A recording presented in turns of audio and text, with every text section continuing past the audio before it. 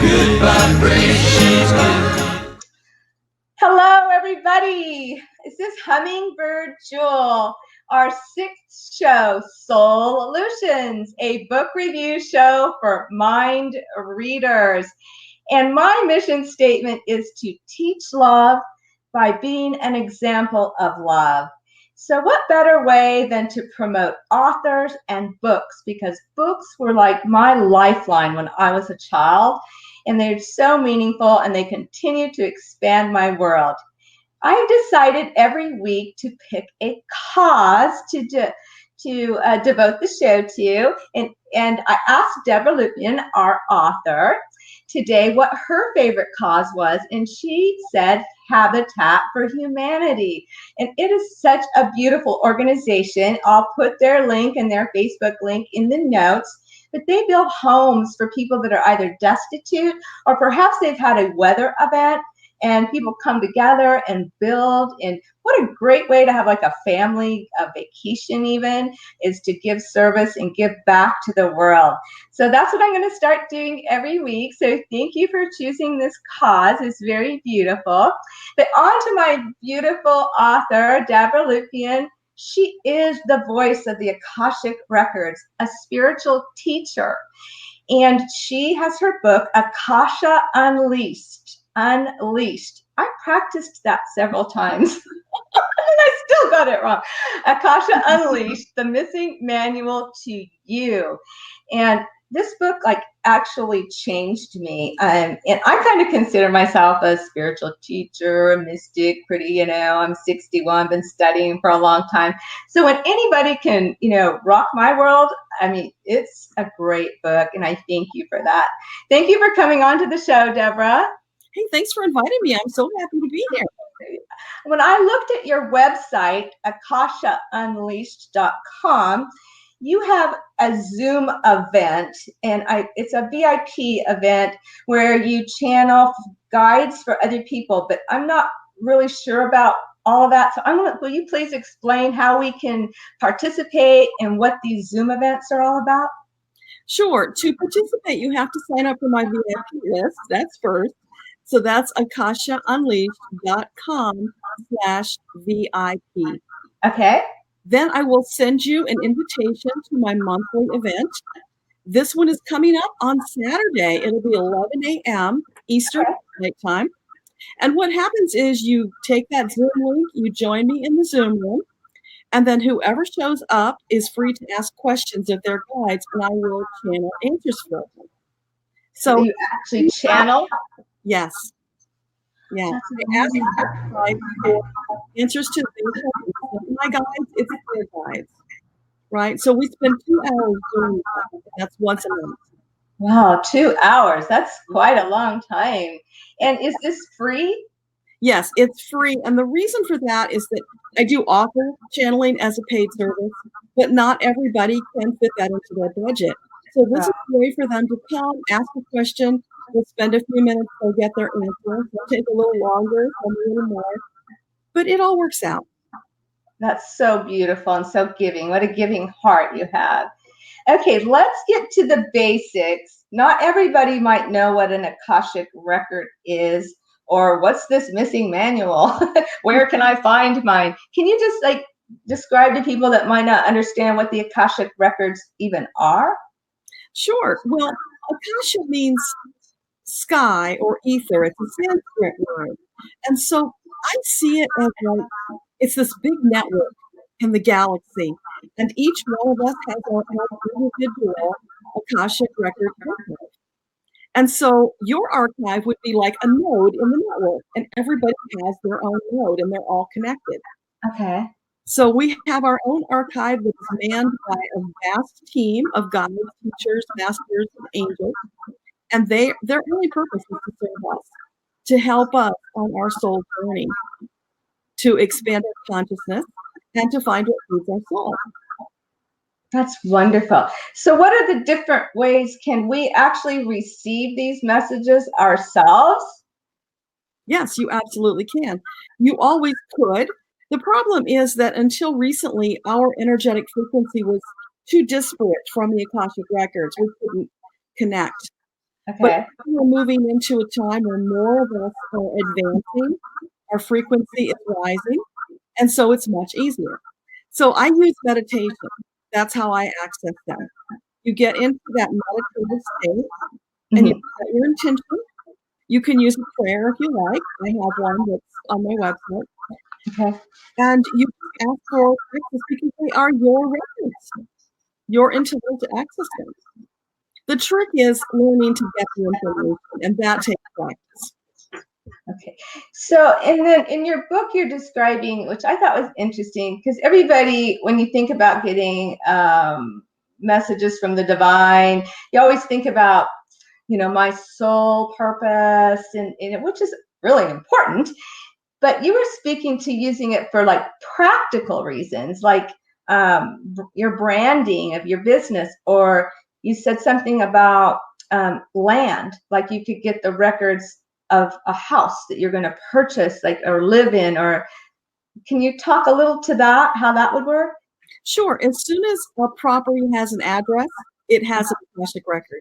So if it's your property, you can access the Akashic record. And you can ask questions about that land. What's the history? Is there anything I need to know? Does it need to be cleared? Are there energy vortexes? Now, with a business, as soon as a business starts making money, when there's revenue, Okay. again, if it's yours, you can ask for the record of that business. And you can check things like your marketing. Are the colors aligned with me? Is it the right format? All kinds of questions to get it aligned with you so that it's most effective and impactful. I just love that. I mean, so do you turn those records into your CPA? I'm just joking. Good luck. He'd be going, "Whoa, these are different kinds of records." Yeah. Can you tell me? I'm just curious because I am a visual person, and I had to study Akashic Records because I do spiritual hypnosis, and people could access them that way. What do you see? Do you see a book? Do you see a computer? Is it a room? Is it a person that gives you the information, or is it all of the above? It can be all of the above. And that will vary person to person. When I first went to the records, they presented to me like the New York Public Library. It was this vast library. But over time, because my expectations have shifted, it has more. And now sometimes I'll get like Disney movies. Right. Right? And this whole movie unfolds, and there's a story, and there's a lesson, lots of symbolism. Because we can relate to that. They can communicate with us through metaphors and symbols. Got it. God, that would be easier for the guidance to come through to show you a movie versus trying to read. Yeah, when I saw it, it was a big computer center, and I could type in and ask the question. I thought that was a little odd, but and then you always question, is this just my imagination or is this real? Yeah, that is the trick. Once you get in there, you have to relax and trust that what you're getting is actually from the record.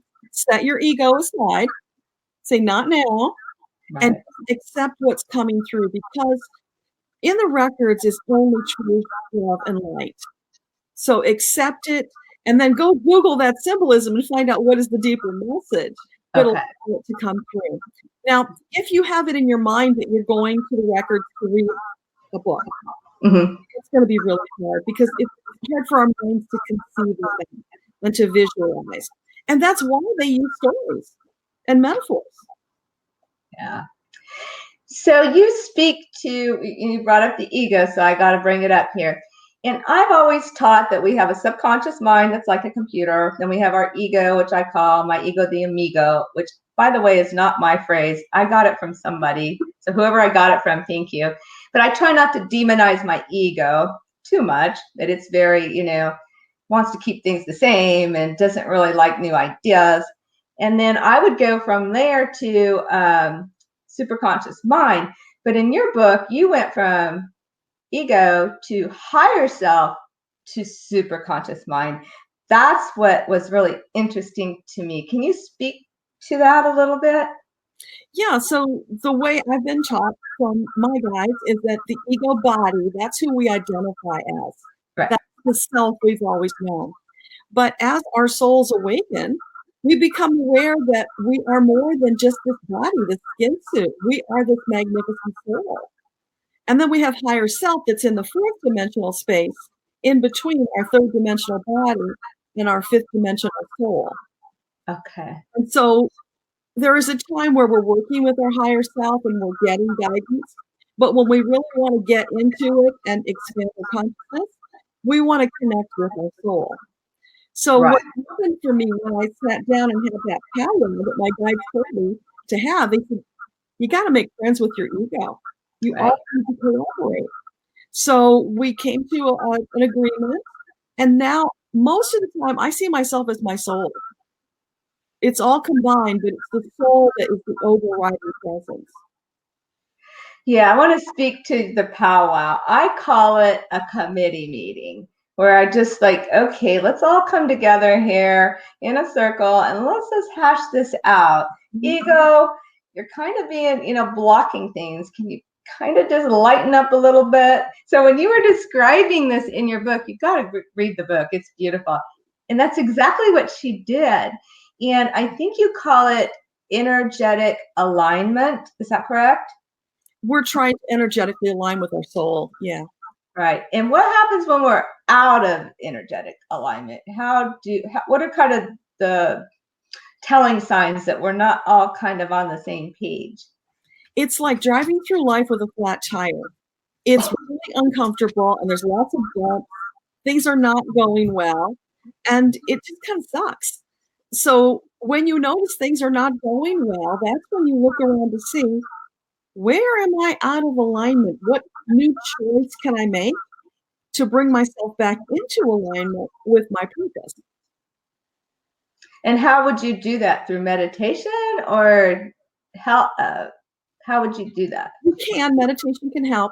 What I do is for myself, because I'm wired to be this entrepreneur and I can get stuck spinning my wheels in the mud and life gets really tough. So when I notice that, I look around and I say, okay, that means I'm not making a choice. So let's make a choice. Let's get moving fast. That takes care of that flat tire and that gets me back into alignment. Now, it will be different depending on how your soul is wired, which is why it's important to go in and find out about your gifts, how your soul is wired. That makes so much sense. I always say everybody's a snowflake. We're all different. And there's no cookie cutter answer. And we all, want this magic book that's going to, give us the answers, but we're all different. We're all wired differently. So you're saying, so meditation is the way to actually access. And do you have you said you had a prayer in the book, right? That can help us get there? Yeah, there's a link in the book to get your prayer and your guided visualization. So once you do that guided visualization, your energy is in the right place to access your records. So then you use the prayer and you go in and allow whatever comes to come. But you also give guided one. You also could take somebody on their own session, right? We could call you up and get a session and you could take us through it in a paid session, right? Yeah. Okay, that's nice too. Yeah. Because sometimes it's good to have one of those just so you can kind of get the hang of it. There are a number of guided visualizations on my website that are free. People can download and play with those. And when you're in that energetic meditation, because they have been divine downloads, they're coded energetically, they assist you to connect with your guides. So then it's just putting the ego aside, as I said earlier, and trusting what comes through. Right. If it's just a purple blob, it's okay. It's something. Yeah. You might feel something, you might hear. It'll be different for everybody, but whatever it is, accept it, be grateful for it, and then keep doing it. Keep practicing. The more you do, the more you'll get. Yeah, I do think it's important, though, that we recognize that we're in alignment before we try something like that, because otherwise the ego will block it. Oh, this is a bunch of bull. What are you doing? Oh, this, you get those messages in there. this isn't working, then you know that you're not in energetic alignment.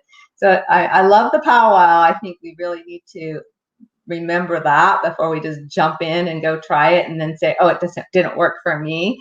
And so speak about, can people find their soul purpose through reading or through accessing the records? Like, a lot of people want to know, why am I here? Yeah, we all do.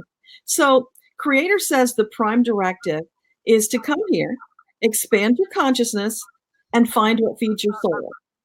That is everybody's purpose. Now, it will differ slightly depending on what your gift is.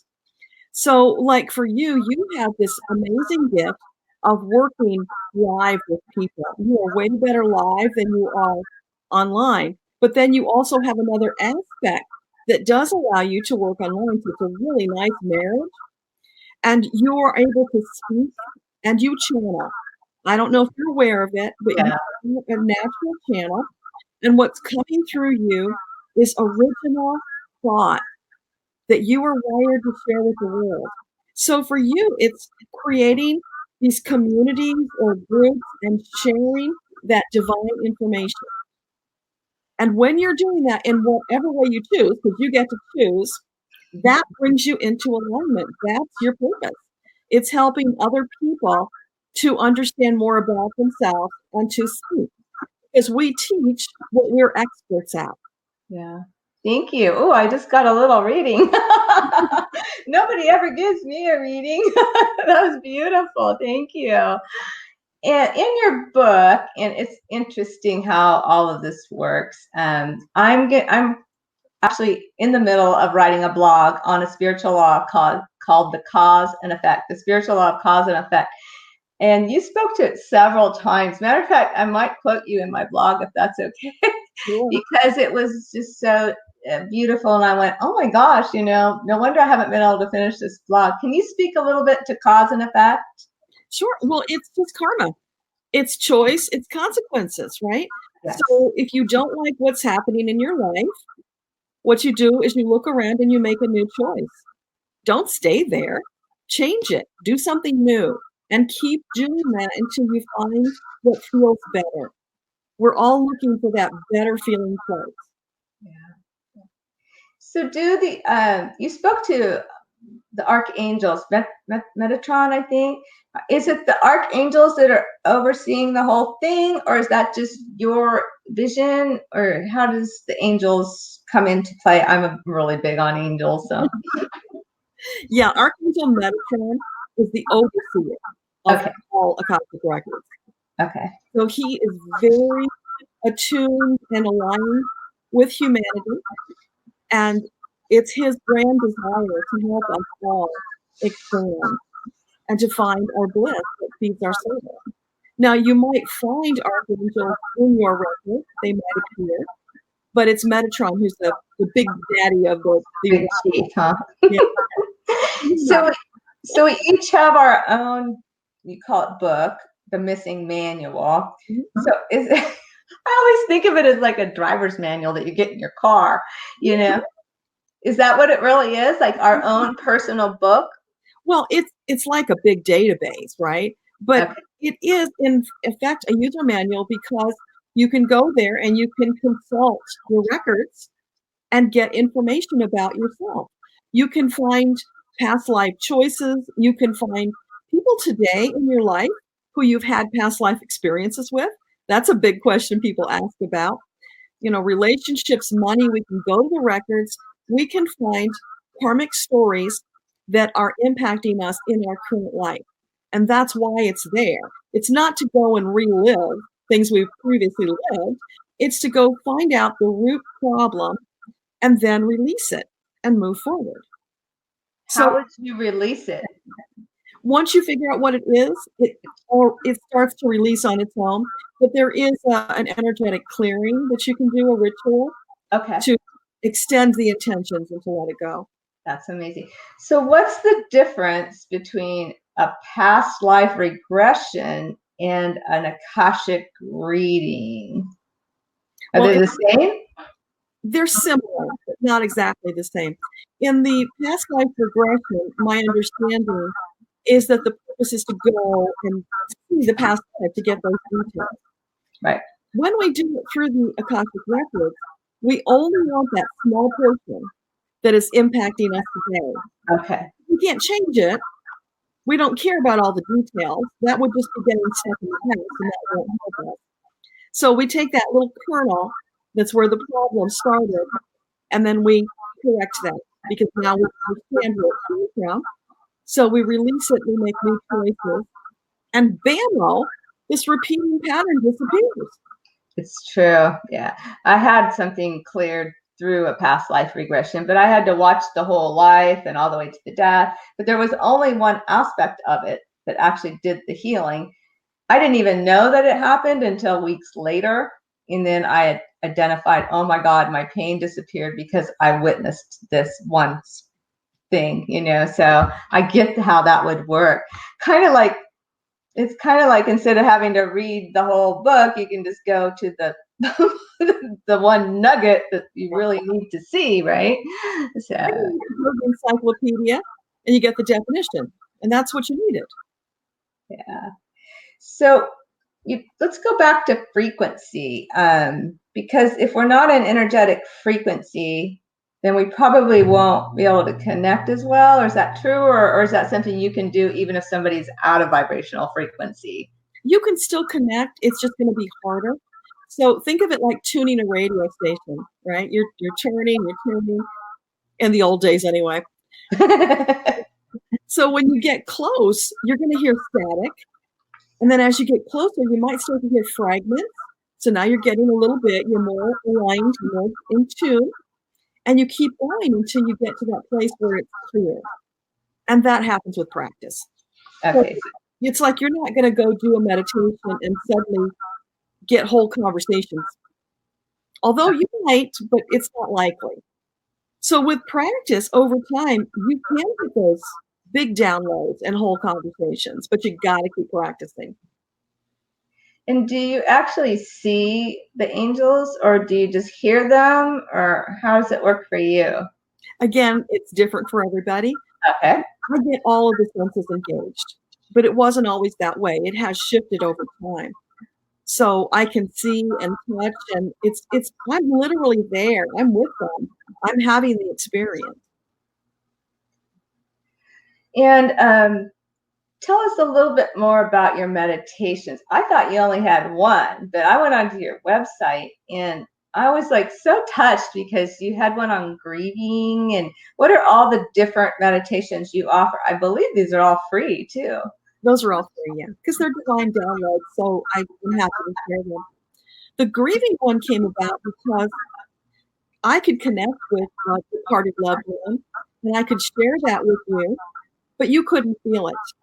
And so I went to my records and I said, I want something that will allow people to have the same experience, to have the visceral experience of seeing and touching their departed loved ones so they can get closer, right? Yeah. So I went into the records and I met Freud. I go in this room and there is Sigmund Freud. This whole story about grieving and how it's such a waste of time, and we didn't need to do that. We can see our loved ones anytime we want through this meditation. We can go, we can get our closure, we can know that they're okay, and get back to living our lives. Yes. And so it was beautiful, and a lot of people have used it and found it very helpful. But I was curious, why Freud? Why did he? How did he have to do with the afterlife? Well, so I researched it because I'm a researcher. Yeah. What I found is that Freud had lost his daughter at a very young age.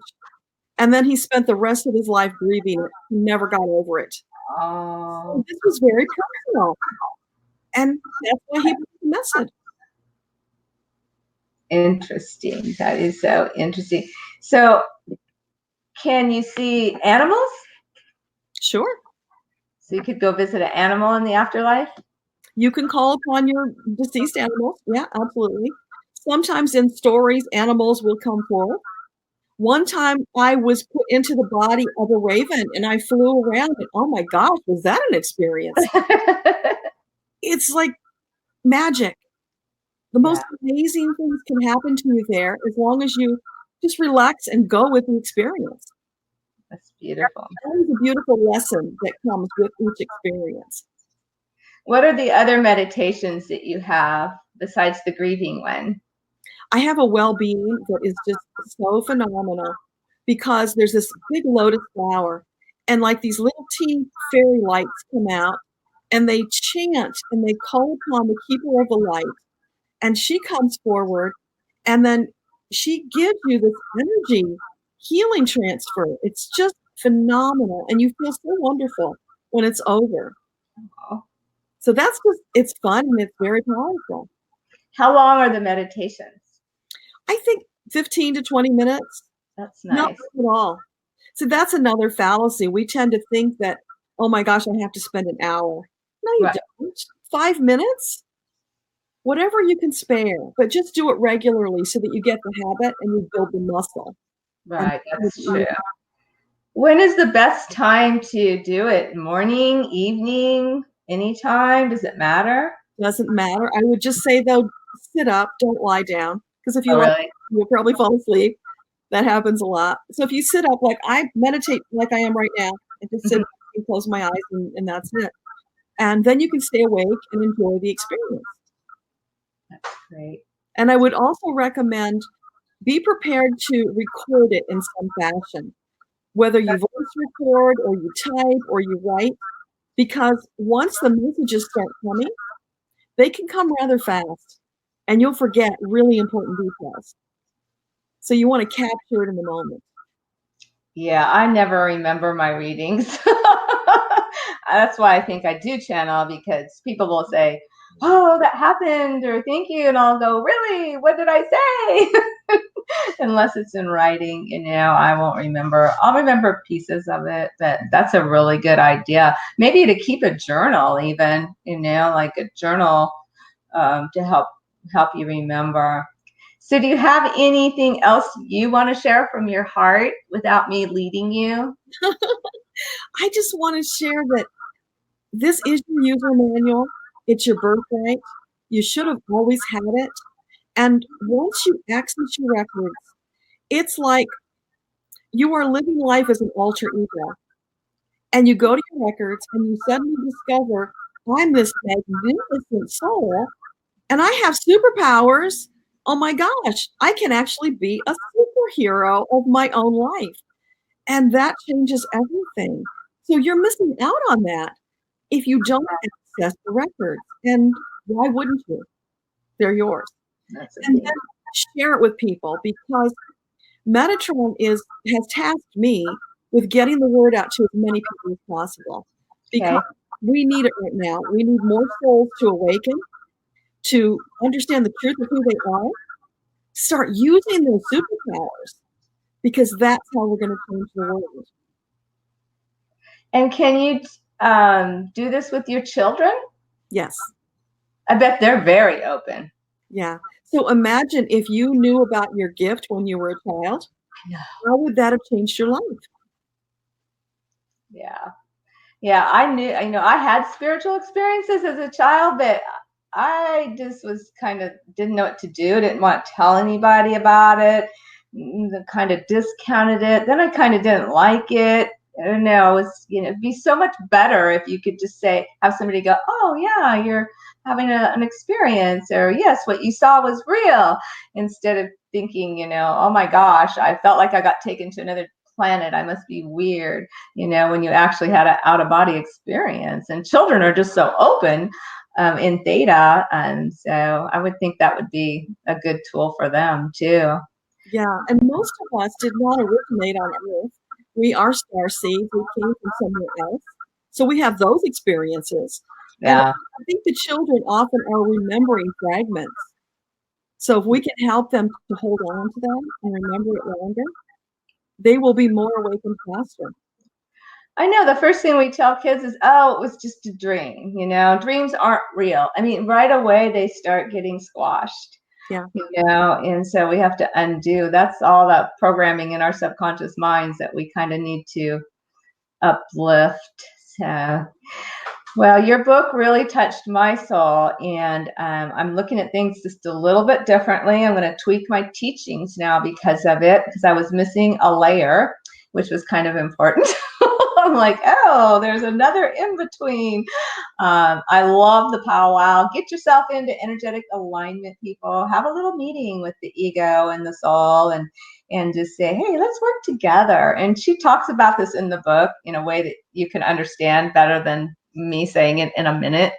So, Debra, thank you so much for blessing me with your book, blessing the world with your book, and being on the show. I really appreciate it. It was my pleasure, and I hope you'll join me on Saturday for the live channeled event. Oh, that's so exciting. I'm definitely signing up. And we're going to turn the show onto YouTube. You have a YouTube channel, right? Yes, I do. Okay, so Debra has a YouTube channel. I'm sure it's Akasha Unleashed, probably, right? Actually, my name. Oh, it's under her name, Debra. Now remember, Debra has two B's. Two B's in Debra, Lupien. Please subscribe to her channel. My channel is Hummingbird Jewel. It's new. I'm kind of building up, so please subscribe to mine, and there'll be replays of the show so you can watch it later, and links to purchase the book. Okay, everybody, thank you so much for joining us, and we'll see you next week. Bye. Bye. Bye, Debra.